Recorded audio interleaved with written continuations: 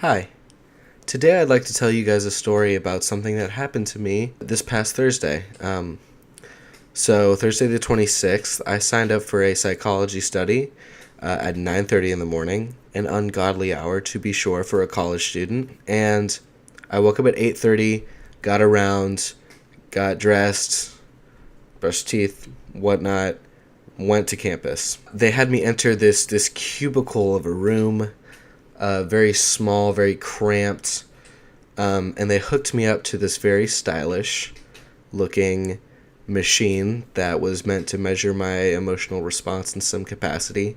And for about 3 hours, they showed me some pretty disturbing images, things that kind of threw me. They had me wear a headset, and there was intermittent screaming that would happen to shock me because the pictures weren't enough, I guess. And so it just, for the rest of the day, kind of put me in a weird mood, kind of a funk. And I went home, and I wanted to do something to kind of take me out of this funk. And so I said, tell you what, I'm going to take the hammock that's been sitting in my closet for the better part of the year and go to Research Park here in College Station, which is a nice little pond area. Yes? Kevin? Excuse me.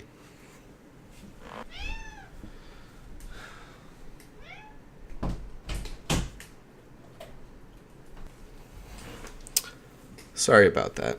Anyway, decided to go to Research Park in College Station, and I went and hung up my hammock. As I'm kind of encapsulated in the fabric of my hammock, I see kind of a handsome silhouette eclipse my hammock, come through the thinner fabric on the side.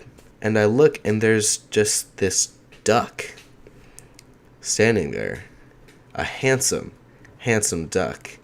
And that's where I met Duckbert. And I introduced myself, and we exchanged pleasantries. Kind of got to talking, shot the shit for a little bit, and just hung out.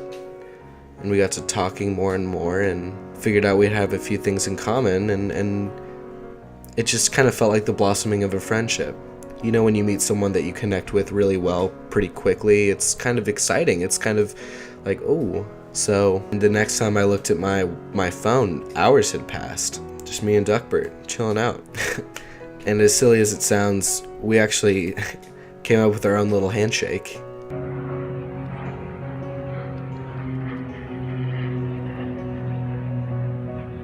I told him that I attended classes at A&M. He told me that he swam because despite living in College Station, Duckbert decided not to pursue a higher education at Texas A&M University. He just kind of chose a different path. And after the kind of the preliminary bit of our conversation, we got into things that were a little more personal.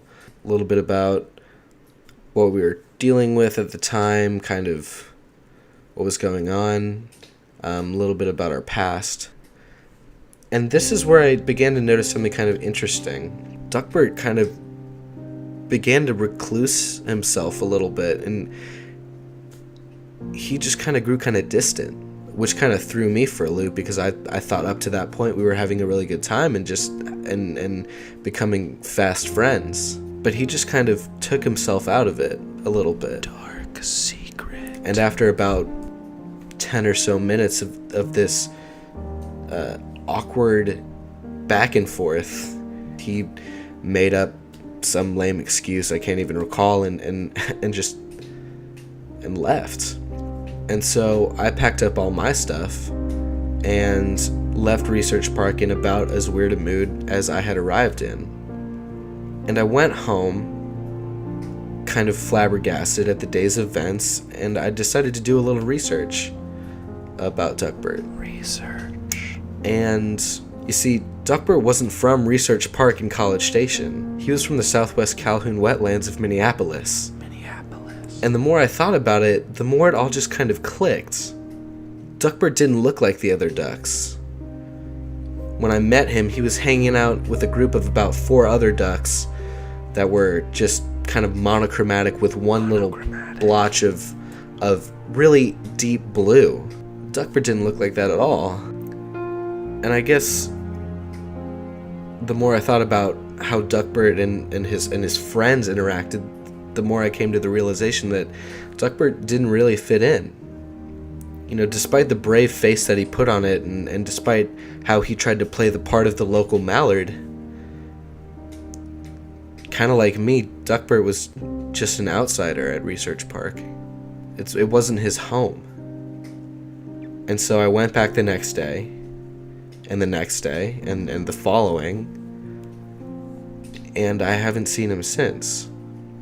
And it's hard. It's kind of difficult for me as a person with at least some empathetic capability to encounter someone who is really, really struggling to find their place in a new. It's almost indicative of the whole college experience, right? You come to a new place, typically not in your hometown, especially not in Duckbert's case, and with all these new people, and you just try to find your spot. And I guess Duckbert,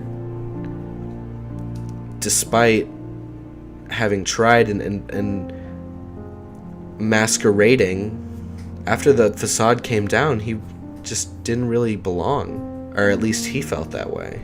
Feelings. I guess he came down from Minneapolis, I guess for business or perhaps pleasure. Maybe he just flew south for the winter on a whim. Reasons. I guess he